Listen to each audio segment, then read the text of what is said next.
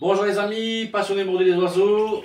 Aujourd'hui je vous fais une petite vidéo parce que ça fait un petit temps que j'en ai plus fait, juste pour vous montrer l'évolution de la mue chez mes chardonnays, mes canaris. Donc je vais refaire le tour avec vous de tous mes jeunes de chardon, de mes chardonnays. La mue se termine pour certains oiseaux et pas pour d'autres. Donc voilà, je vais commencer avec vous par mes chardons qui sont ici en cage. Voilà. Attendez, je vais peut-être prendre l'appareil. Voilà. Donc, en fait ici j'ai un mâle seul parce que j'ai la femelle qui n'est pas trop en forme. Bon, la mue est quasiment finie chez lui. Voilà. En fait ici j'ai deux oiseaux qui sont pas trop en forme pour le moment. Voilà, malheureusement. Ici le mâle ici, la mue est quasiment terminée. Voilà. Il se porte bien, tout va bien. Voilà. Lui il était avec une femelle de canari rouge qui est là. Elle a repondu encore. 4 œufs. On ne sait pas les empêcher de pondre malgré que la saison est terminée, ils continuent à pondre, voilà, ben, je verrai si les œufs sont pris ou pas, sinon je jetterai les œufs évidemment. Alors ici j'ai une femelle seule aussi, voilà, je vais vous montrer où sont les deux autres chardonnerets. Hein. Donc la mue se termine tout doucement, gentiment pour elle aussi, voilà, on le voit au niveau du masque et de la tête, hein, donc voilà. Hein. Ici, voilà, la mue est terminée aussi quasiment pour ces deux-là. Voilà, ils sont en forme, tout va bien. Alors il faut savoir que pendant la mue je n'arrête pas la pâtée. Ça c'est, je n'arrête pas. Voilà. Donc ils ont de la pâtée tous les jours au matin, un petit peu de pâtée tous les matins. Ils ont besoin quand même d'apports assez importants. Plus les légumes, tout ce que je vous avais montré dans la vidéo précédente. Voilà. Voilà, ici la mue se termine pour le mâle, pas pour la femelle. Voilà, ils sont là, tout va bien.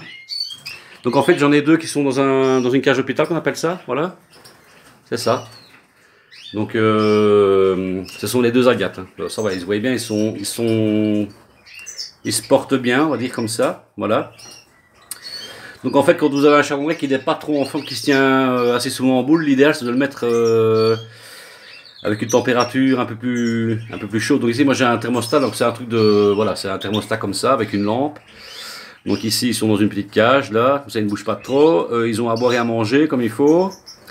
Alors on essaie d'avoir une température de allez, 25 degrés plus ou moins, on va dire ça comme ça, voilà, il y a un thermomètre là.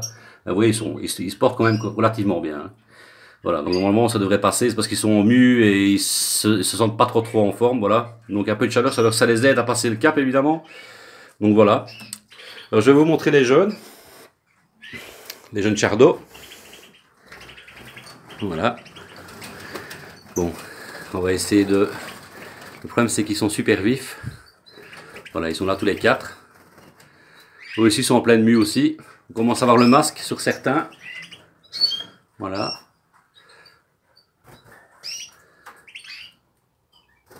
Ils vont bien. Tout va bien pour les chardons. On voit qu'il y a un masque là, un début de masque. Voilà. Commence. Alors vous pouvez constater qu'ils ont du jaune sur les poitrines. Hein, donc ça veut dire qu'ils sont porteurs d'une mutation, ça. Voilà. Ce sont des mutations, ça. Ils sont issus de couples de mutations de toute façon. Donc ce sont les jeunes du couple ici en bas, ça. Voilà, donc la femelle agate tête blanche et le mâle classique porteur tête blanche. Ensuite, vous avez les quatre autres jeunes qui sont ici en pleine forme aussi, vous pouvez le constater. Ils sont toujours là, tout va bien. Il y en a un qui est porteur, on le voit là. Voilà, il a du jaune sur la poitrine, hein, donc il est porteur. Les autres n'ont pas ça forcément, donc il commence aussi gentiment le masque. Voilà, ils sont très beaux. Hein.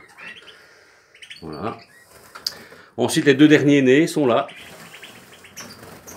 Voilà, ils sont là. Ils se portent bien. Ils grandissent gentiment. Voilà. Alors, donc ça, ce sont les deux de ma fameuse femelle tête blanche que j'avais perdu ma femelle. Là, voilà, les deux jeunes sont là. Voilà. Ils se portent bien. C'est probablement du tête blanche, classique tête blanche. Hein. Voilà. Ensuite, ça, ce sont mes 5 jeunes, là. Voilà. 5 frères et sœurs, là. Maintenant, il y avait les deux fameuses mutations, là. Voilà. Je pense que ce sont des agates. On verra bien. Ils sont en mue aussi. Voilà, ils vont bien. Tout va bien. Ils sont en pleine forme. Alors, ici, ce sont mes 3 agates. Voilà, ils sont très nerveux, évidemment. Hein. Ce sont des jeunes oiseaux et...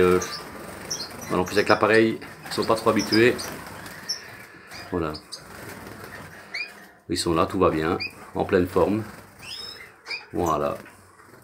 Ils se portent bien. Mes tarins sont toujours là aussi, les tarins. Voilà. Ça, ce sont tous les jeunes rasas, les derniers rasas que j'avais eu. Voilà, ils sont en sevrage maintenant. Hein, ils se portent bien. Et ça, ce sont les 3 premiers chardons que j'avais eu. Voilà, ils commencent à avoir le masque bien marqué. Ils sont toujours en mue.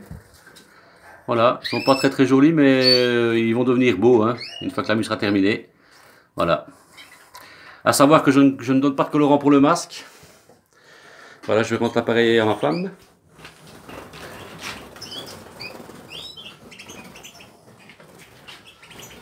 Ouais, il faut savoir qu'il y a des colorants qui existent pour les chardonnerets. Donc ça s'appelle le masque. Donc c'est pour juste colorer le masque de chardonneret.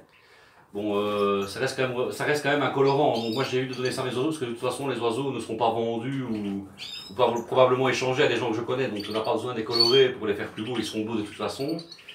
Et ça évite au niveau du foie, encore une fois. Dans le zoom qui est mis, c'est ça que tu recules? Non. Allez, vas-y. Donc voilà, donc je ne donne pas de masque, parce que ça évite les problèmes de foie et tout ça. Maintenant on peut le donner, il n'y a pas de souci. Mais moi je préfère faire naturel, donc ils n'ont pas de colorant les chardonnerets. Voilà. J'ai encore des jeunes ici, voilà, des jeunes de Canaries. Donc ce sont les malinois ici, voilà. Les derniers jeunes, hein, ils sont en pleine forme aussi. Attendez, je vais dézoomer. Voilà, on les voit bien. Voilà, ils se portent bien. Très beaux oiseaux, très contents. Très très bons parents aussi. Bon, il y a un foncier dedans, ça n'a pas naché. Hein. J'avais mis un œuf d'un autre nid dedans. C'est pas un malinois celui-là. Voilà. Alors, qu'est-ce que je pourrais vous dire d'autre? Donc ici maintenant on va entamer la période donc fin de mue. Donc ça se termine tout doucement. On va faire une petite pause et je vais aller vous montrer mes oiseaux qui sont en volière. Bon voilà, je suis de retour dans les volières. Donc ça ce sont les oiseaux à colorer, donc mes portugais là. Il y a de très très beaux spécimens. S'il y a des connaisseurs qui regardent ma chaîne, je pourrais avoir votre avis, ça me ferait plaisir. Donc voilà, ça c'est un portugais. J'ai pas mal de foncé dans les portugais. Voilà, il y a des plus clairs là aussi, on les voit.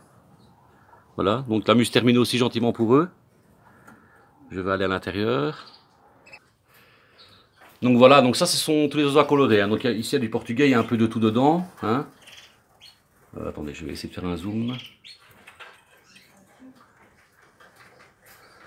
Voilà. Donc on voit bien que le colorant a bien travaillé. Il reste quelques parties des têtes, tout ça qui ne sont pas colorées, mais en règle générale, donc ça c'est pas tous des portugais. Il y a du rouge agate, il y a quelques panachés, voilà.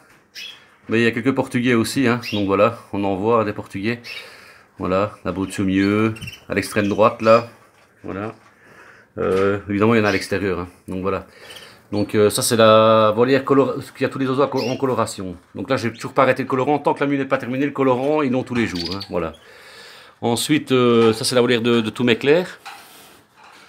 Donc tout ce qui est l'hypochrome mosaïque jaune, agate, opale, rasa, voilà, bah, tout ce qui est clair, hein, des cinnamons, voilà, tous les cinnamons, voilà, donc ils sont tous là, tout se passe bien pour le moment. Je n'ai pas de perte à déplorer pour le moment. Depuis que j'ai mis en volière, je pense que j'ai perdu 2 canaris, voilà, qui n'ont pas passé le cap de la mue, donc 2 oiseaux, donc c'est une très très bonne moyenne, on va dire ça comme ça. Bon, maintenant il est déjà un peu tard, donc il commence à se mettre un peu pour dormir, voilà. Alors, je vais vous montrer mes derniers achats. J'ai acheté des cages pour l'année prochaine, voilà, ils sont là. Donc ce sont des cages de 50 si je me souviens bien, voilà, elles sont complètes avec gris, tiroir. Je fais un petit clin d'œil à Johnny, un de mes abonnés, qui est ami avec Gabi. Voilà, c'est comme ça que j'ai fait sa connaissance. Et en plus c'est un de mes abonnés, je ne le savais pas, donc je suis allé chez lui, voilà, et on a fait un échange de cages. Lui il préférait des tours de 40 et moi je préfère des cages comme ça individuelles. Donc on a fait un échange de bons procédés, comme on dit, voilà. Un bon échange, que tout le monde est content. Donc je fais un petit cadeau à Johnny, voilà. Et à Gabi par la même occasion. Voilà. Donc je vous retrouve dans la pièce d'élevage pour la conclusion de cette vidéo. A tout de suite. Donc voilà les amis, on est de retour dans la pièce d'élevage. Donc comme je vous le disais, moi pendant la mue je n'arrête pas la pâtée. Il y a des gens qui arrêtent la pâtée, il y en a qui la donnent. Pour ça c'est... Moi j'ai toujours fait comme ça, mes oiseaux sont en pleine forme. Donc tous les jours, une fois de la pâtée par jour. Du concombre, courgettes, comme j'ai fait dans ma vidéo précédente concernant les légumes et les fruits là. N'hésitez pas, et plus des vitamines dans l'eau évidemment, hein, Mutavit, multivitamines, enfin tout ce que vous pouvez donner comme vitamines, c'est bienvenu pendant la mue. Parce que la mue est vraiment un effort pour les oiseaux, forcément ils perdent toutes leurs plumes et les plumes repoussent. Donc c'est l'équivalent de si vous perdez toutes vos dents et que les dents repoussent en même temps. Donc c'est plus ou moins la même sensation pour les oiseaux. Donc voilà, ben, pour moi tout se passe bien pour le moment. Là on rentre dans une période, je vais dire fin de mue. Donc je ferai des petites vidéos, peut-être pas forcément, comme je vous l'ai dit, comme je faisais avant pendant toutes les semaines pendant la période de production, parce qu'évidemment c'est beaucoup plus calme maintenant. Mais je vous ferai une petite vidéo au moment de la sélection de mes couples. Parce qu'il faut savoir que les oiseaux qui sont en volière pour l'instant, je vais resélectionner des oiseaux dans mes volières qui vont revenir dans la pièce d'élevage. Je vais sélectionner les mâles, les femelles en Canaries. Mes charendrées vont rester ici. Voilà. Donc je dois encore sélectionner évidemment dans mes jeunes aussi, à savoir ce que j'ai comme mâle, comme femelle, pour savoir ce que je vais faire comme couple l'année prochaine. Donc voilà. Il y aura peut-être un peu de changement dans la pièce d'élevage pour l'année prochaine. Je vous tiendrai au courant de l'évolution de ma pièce d'élevage aussi. Donc voilà. Sinon, je vous tiendrai forcément au courant de ce que je vais faire comme étape suivante. Donc ce sera la préparation de mes couples. Puis pendant l'hiver, ce que je leur donne exactement, si je donne de la pâtée, pas de pâtée. Donc tout ça sera montré sur les vidéos. Donc à savoir que la pâtée, moi je n'arrête jamais. Voilà. Pendant toute l'année, ils ont de la pâtée. Les oiseaux, ils sont habitués comme ça. Et ils s'en portent pas plus mal, vous le voyez bien dans les résultats. Donc les oiseaux sont là, j'ai pas de perte. Donc je pense que la méthode n'est pas trop mauvaise, on va dire ça comme ça. Maintenant, il y en a qui vont crier au loup parce que je donne de la pâtée. Hein, donc voilà, mais bon, chacun fait comme il veut. Je ne force personne évidemment. Ici, c'est simplement, je veux dire, à titre informatif. Voilà, moi, c'est ma méthode de production, ma méthode de préparation, ma méthode d'hivernage. Voilà, je vous livre tout sans tabou. Comme l'a dit un de mes abonnés, Damel, là, je joue carte sur table. Je ne cache rien. Voilà. Donc, vous savez tout ce que je fais dans mon élevage, sans détour. Voilà. Donc je vous dis à très bientôt, si vous avez des questions n'hésitez pas, malheureusement pour le moment je ne suis pas fort disponible pour répondre aux questions, j'essaie de répondre au maximum, mais si vous me posez des questions j'essaie au maximum de vous répondre comme à chaque fois, avec la réponse la plus adéquate aux questions que vous me posez bien évidemment. Alors je fais un coucou au groupe WhatsApp comme d'habitude, il y a tous les youtubeurs habituels, hein, donc Jim Chass, Jonathan, Canary Greg, Canary Enzo, Andriani Enzo, voilà, je leur fais un petit coucou. Et à tous ceux que j'ai oubliés, Canary Achille, Canary Flo, enfin bon, il y en a tellement que, bon voilà, comme à chaque fois je m'oublie. Donc je vous fais un coucou les amis. Et alors, chers abonnés, je vous dirai encore un tout grand merci. Je vous fais des gros likes, parce que j'ai passé les 1200 abonnés maintenant. Et c'est grâce à vous, vous suivez mes vidéos. Et voilà, donc ça me pousse à continuer dans cette voie. Donc l'année prochaine, ce sera pareil, je ferai des vidéos toutes les semaines, que ce sera la production. Et je vous tiendrai au courant de tout ce que je fais à ce moment-là. Et de toute façon, toute l'année, de toute façon, voilà. Je vous dis à très bientôt, passez une bonne soirée et amusez-vous bien avec vos oiseaux. Ciao, ciao!